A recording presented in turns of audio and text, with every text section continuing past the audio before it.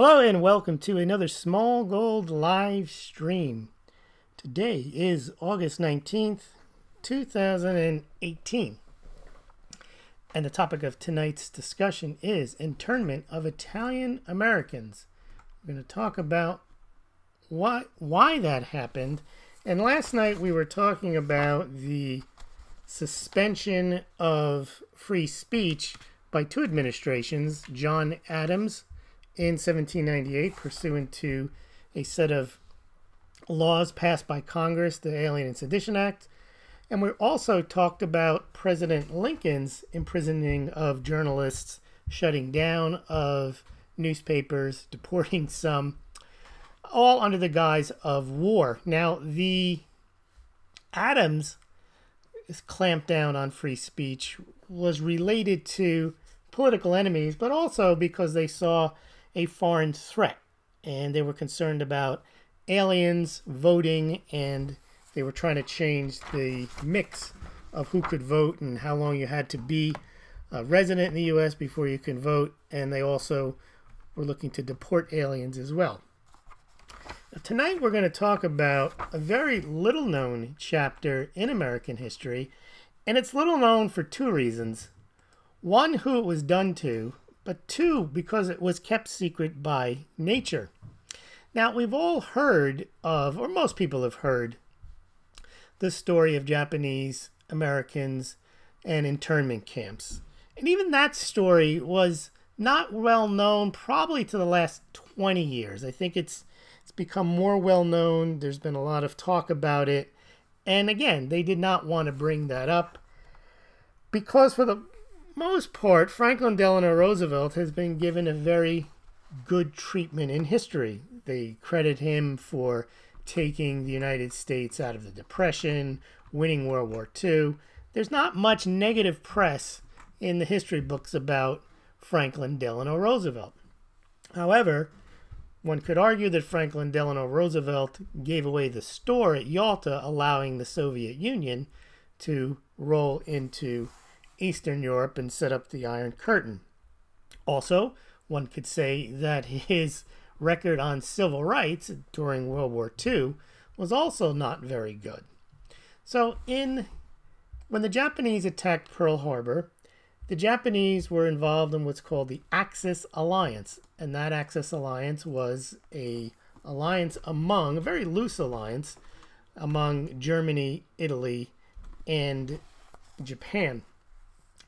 And Japan attacked the United States in December 1941. And immediately thereafter, Roosevelt had a decision to make. Churchill had been hankering to get the United States into World War II for a long time. And the United States had, at the time, an America First contingent that did not want the United States to get into World War II. And obviously, if the United States wasn't attacked, they were taking the view that World War I was a mistake. The United States, just because Wilson wanted to get into that war, got into World War I. And many in the United States in the America First movement did not want the U.S. to go into World War II. But of course, Roosevelt felt an obligation, just as Wilson did, to get into the war and put troops on the ground. So when Japan attacked Pearl Harbor in the day that will live in infamy, Roosevelt now had a choice. He wasn't really riled up to go attack Japan. That wasn't what his number one goal was. His goal was to go help England in a very overt way. And Japan was not deemed the big-time issue. However, Japan was the country that did indeed attack the United States. So there was some agonizing over what the United States should do about this attack on the United States. And remember, at the time, we didn't have a history of presidents declaring wars or presidents getting involved in wars, because under the Constitution, only Congress can declare war. So the president can request that the Congress declare war, and he was agonizing as to whether he should declare war on Germany, because that would allow the United States then to immediately commence hostile actions against Germany in favor of England, and throw in Italy there because they're in Europe as well. And before Roosevelt could make his mind up, because he might not have gotten the votes to attack Germany, to get a resolution against Germany, a declaration of war from the Congress, he clearly could have got it against Japan. But then Germany, which was a blunder, decided to declare war on the United States. And the rationale apparently was, well, they're going to have to fight the U.S. eventually anyway, so why not now? Now, that didn't make much sense given that Germany was going to be fighting wars now on arguably 3 fronts, even though the Western Front would still be the Western Front, but the United States would now be involved in that war. So, for the last time in U.S. history, Congress declared war on Germany, Italy, and Japan. We have not had a congressional declaration of war since then. All right, but let's talk about this internment of Italian Americans. Now, this is a story most people don't know about. Most people would probably find hard to believe.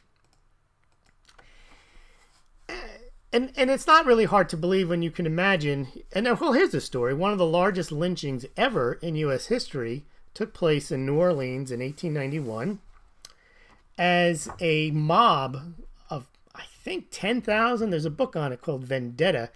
Attacked 11 Italians and lynched them. So there was anti-Italian sentiment in the United States going back to when they first arrived in the country in that period of time, the 1880s, 1890s, all the way through when they stopped arriving around 1924, and they changed the immigration laws to,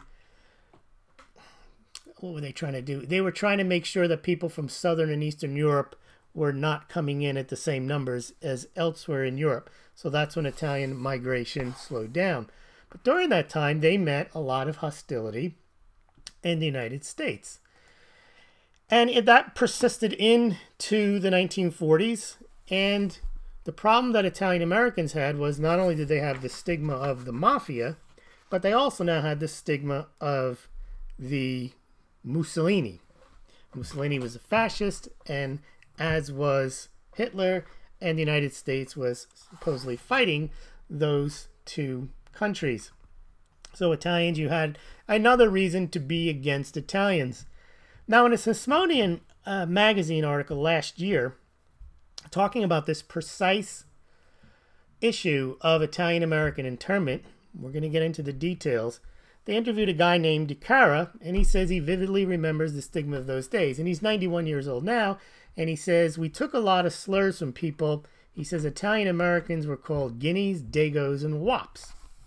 Okay, now the fact that he can pronounce those words and it's not considered the W word or the D word or the G word shows that most people do not consider any type of stigma on Italian Americans to the point where it is considered taboo to even mention those words. It's a fact that's what they were called. Now, surprisingly, during World War II, before we get into the internment, an interesting fact is that 1.5 million World War II combat soldiers were Italian Americans. That was by far the largest ethnic group to be put into battle. Of course, they were mostly in the front line, so some might consider that they were cannon fodder. But here's what's interesting. When Japan attacked the United States, immediately, or almost immediately, President Roosevelt signed an executive order basically saying that the military had broad powers to ban citizens from coming into the country, but the main thing was to give them power to round up enemy combatants or illegal aliens, and they started arresting them immediately. They were, of course, of Japanese American descent, but many of them, thousands of them, were Italian Americans. And the roundup started pretty much immediately. And I have an account here that came from the Congress actually passed a law, a bill, authorizing an investigation to be done into the treatment of Italian Americans during World War II, because there's a lot of the documents were classified. Many Italian Americans didn't even know this themselves, that this had happened to their relatives or their families. Obviously, if their family was involved, they knew about it. But here's what happened on December 8th, 1941. This is a daughter of a guy named Louis Berizzini. And this is December 8th, 1941. Federal Bureau of Investigation agents searched their apartment and took her father away. She says, "We were all sound asleep. My father was in his pajamas. They told him to go get dressed as they had orders to take him away. No explanation was given. They would not divulge where they were taking him. They stayed in his bedroom while he dressed, so we had no time to speak to him privately. They did not even give him the time to gather his personal effects or toiletries. I believe it took several days for us to find out that he'd been taken to Ellis Island. We were pretty shaken.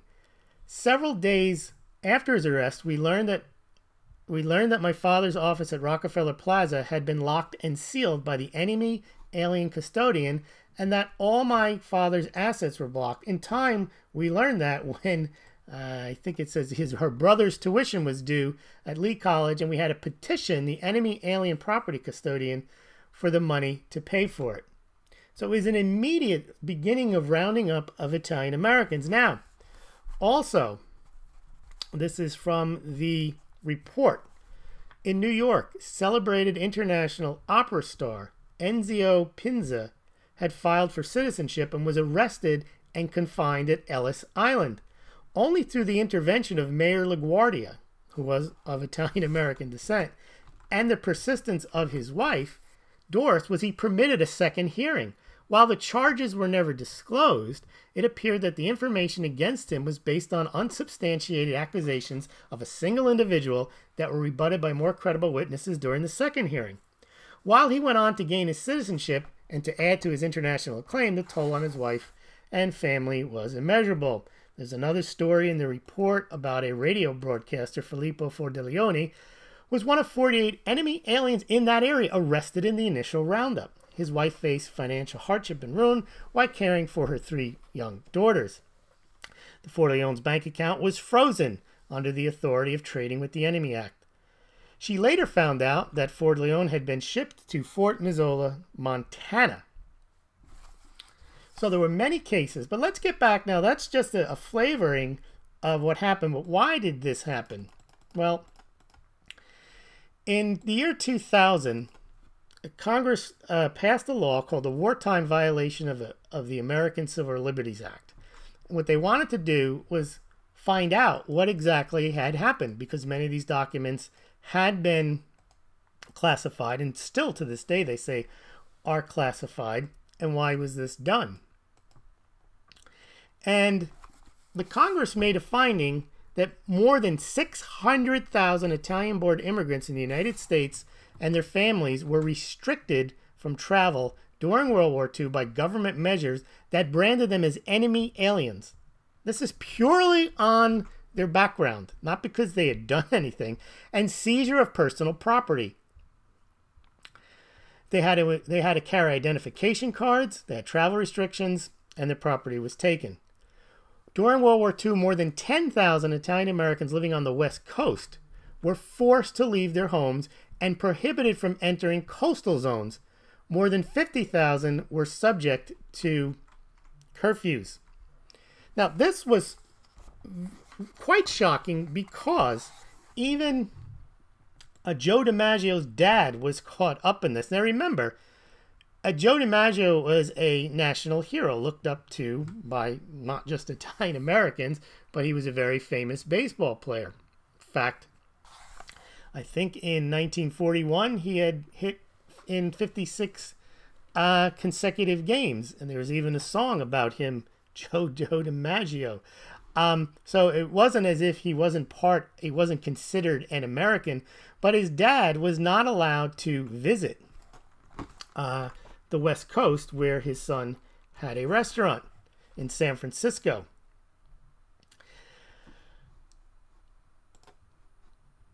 Let's get back now to the act. So in 2000, the Congress passed in November the Wartime Violation of American Civil Liberties Act. It was signed into law, and get this, the act directed the Attorney General, I think at the time was Ashcroft, and to submit to Congress within a year a report that documents the finding, the comprehensive review of the treatment by the United States government of Italian Americans during World War II. And as I mentioned, some of the findings were quite surprising, and people did not know about this. I mean, the numbers you're talking about, 600,000 Italian Americans being restricted, 10,000 being relocated, 50,000 subject to curfews. Thousands of Italian Americans were arrested and interned in military camps. Hundreds of thousands of Italian Americans performed exemplary service, and thousands sacrificed their lives in defense of the United States. So while many Italian American young men were going overseas and fighting, many of their relatives were being rounded up and put into camps without charges. Now, the report also shows that Italians were the largest foreign-born group in the United States at the time, and today, this is 2000, we're the fifth largest immigrant group with numbers of approximately 15 million. They say the impact of the wartime experience was devastating to the Italian American communities in the United States, and it says, and its effects are still being felt. And then the last thing is, as a deliberate policy kept these measures from the public during the war. Even 50 years later, much information is still classified, and the full story remains unknown to the public, as it has never been acknowledged in any official capacity by the United States government. Now, why could this have been kept such a big secret? Well, there's a book written by a woman named, I actually have the book, Lawrence Di Stassi, and it's called Una Storia Segreta, The Secret History of Italian American Evacuation and Internment During World War II. Now, the reason, for one, is Italian Americans came to the United States with a very, I know this from my family, that you were coming to the United States to be American.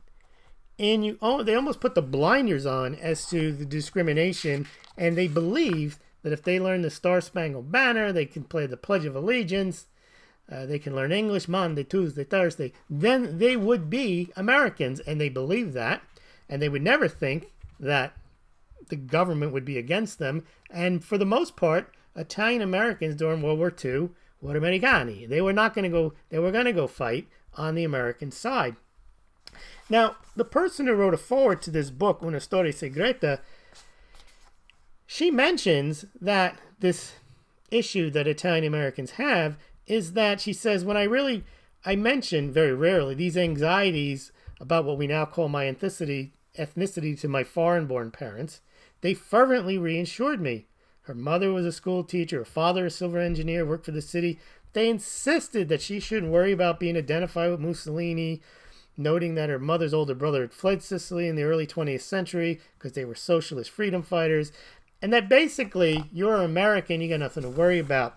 And I do remember that most Italian Americans did not cling to, they may have clung to their food traditions, but many of them dropped the idea of speaking Italian as it was deemed to be a stigma.